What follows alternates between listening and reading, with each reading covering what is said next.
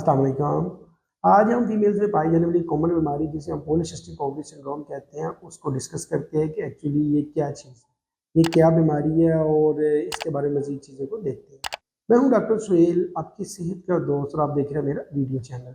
अगर बात की जाए कि पॉलीसिस्टिक ओवरी की, तो ये बेसिकली जब स्टार्ट होती है बहुत सारी फीमेल्स में जिनमें ये पाई जाती है, उनमें एक मेजोरिटी पोर्शन जो है ना वो ओवरवेट होती है, उनको ओबीज होती है।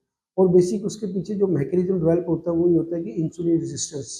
तो एक चीज़ तो ये रखनी है कि ये जिन लोगों में पाई जाती है वो फीमेल जो ओबीज होती हैं। हाँ, ये वो तो उस लोगों में मुस्लिम लोगों में पाई जाती है, लेकिन ये कॉमन जो है ना ओबीज लोगों में होती है, और उसके पीछे जो मैकेनिज्म इन्वॉल्व होता है ना वो ओबेसिटी होता है।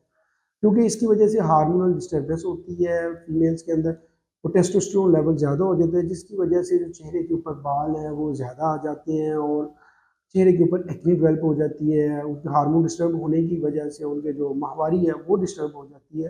तो ये सारे का सारा मैकेनिज्म की वजह से जो है ना पॉलीसिस्टिक ओवरी सिंड्रोम डेवलप करता है। और अगर ट्रीटमेंट की बात की जाए, अगर हम इसको नॉन फार्माकोलॉजिकल ट्रीटमेंट के ऊपर बात की जाए, तो इसमें होता ये है कि फीमेल में भी हम एडवाइस करते हैं कि फर्स्ट लाइन ऑफ एक्शन जो होता है ना वो अपने लाइफस्टाइल मॉडिफिकेशन है, ताकि अपने खाने में एहतियात करें, और दूसरी नंबर में ये है कि अपनी वर्जिश करें।